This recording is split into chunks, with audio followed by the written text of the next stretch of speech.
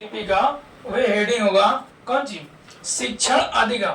शिक्षण अधिगम प्रक्रिया के क्या विभिन्न आयाम, जो शिक्षण अधिगम प्रक्रिया के विभिन्न आयाम जो होते हैं उसके बारे में जानेंगे। ठीक है, उसमें पहला आता है सरल से जटिल, और दूसरा आता है ज्ञात से अज्ञात, और तीसरा आता है विश्लेषण से संशोधन, उसके बाद अज्ञानात्मक से निगनात्मक। तो पहला हम देखते हैं सरल से जटिल।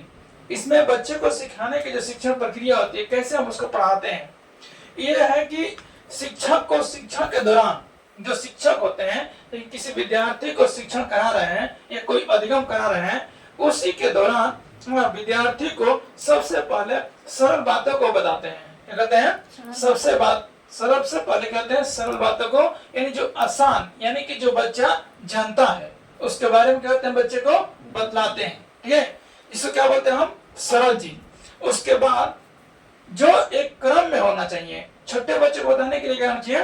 एक क्रम में होना चाहिए, और वे सरल होने चाहिए। अर्थात पहले उनको क्या कहते हैं, मान लीजिए हमको सिखाना है जोड़ और घटाव, सिखाना है उसको, क्या जोड़ सिखाना है, घटाव सिखाना है, गुणा सिखाना है, या भाग सिखाना है, जो भी सिखाना है। ठीक है, इसमें क्या होना चाहिए कि ये सारा चीज सिखाने से पहले, जोड़ घटाव भाग सिखाने से पहले उसको क्या चीज की जानकारी देंगे हम? गिनती और पहाड़ा की जानकारी देंगे। किसी का? गिनती और पहाड़ा की जानकारी देंगे। तो सबसे पहले हम उसे जोड़ घटाव सिखाने से पहले गिनती और पहाड़ा सिखाएंगे। ठीक है, तत्पश्चात इसके बाद में जटिल कार्यों को सिखाएंगे। आगे सुनना, यानी कि पहले सरल चीज को, यानी कि गिनती और पहाड़े सिखाएंगे, उसके बाद सिखाएंगे जटिल कार्य, यानी कि तब उसके बाद जोड़ घटाव गुणा भाग सिखाएंगे। तो ये कहलाता है हमारा कौन चीज? सरल से जटिल। आगे सुनना, दूसरा देखिए, ज्ञात से अज्ञात। दूसरा ये चीज है कि कोई भी शिक्षक हो, जबकि शिक्षण के कराते समय, बच्चे को जो शिक्षण करा रहे हैं उस समय पहले विद्यार्थी को पढ़ाई जाने वाली विषय वस्तु से संबंधित जानकारी देनी चाहिए। यानी कहने का मतलब ये है कि बच्चा उस विषय वस्तु जो आप पढ़ा रहे हैं, जो आपका टॉपिक है, उसमें बच्चा जानता है या नहीं।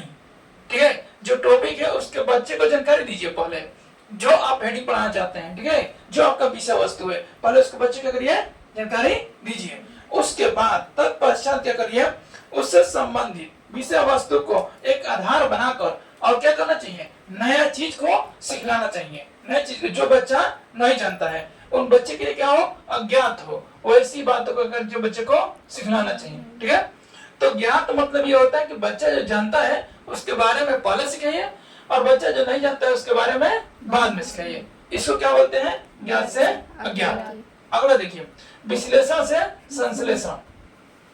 देखिए, विश्लेषण का मतलब होता है विस्तारित करना। क्या होता है? विस्तारित करना।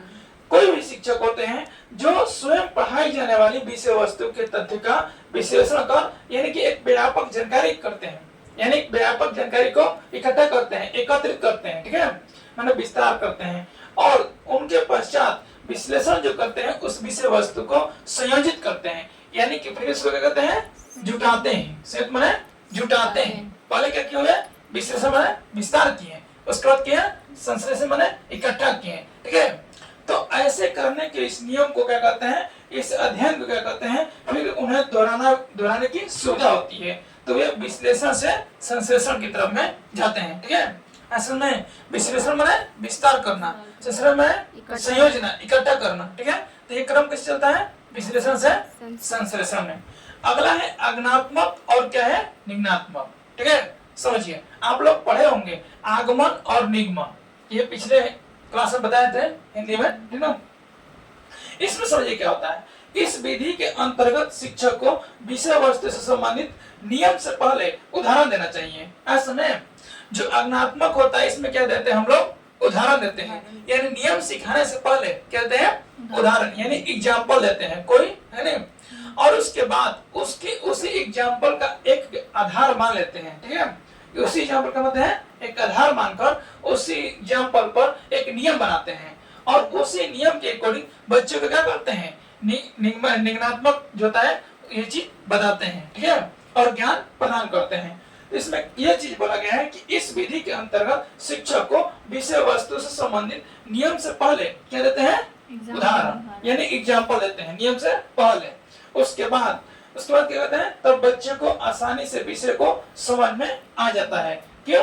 क्योंकि उसी पर क्या कहते हैं, इसके बाद में नियम बताते हैं नहीं, और इसी को उल्टा कर देगा।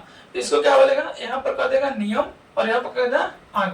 तो पहले हम बच्चे को नियम जो बनाए हुए रहता है, जैसे मान लीजिए a+b का होल स्क्वायर, ठीक है, एप्पल का जो वर्ड मीनिंग, ठीक है, ये चीज पहले हम बता देंगे उसको, ठीक ना, और उसके बाद उसका एग्जाम्पल देंगे, यानी कि पहले नियम उसके बाद एग्जाम्पल। तो यही हो जाएगा जी निगनात्मक से अग्नात्मक, आया तो पहले उदाहरण उसके बाद नियम, तो क्या होगा, अग्नात्मक से निगनात्मक। समझ गए?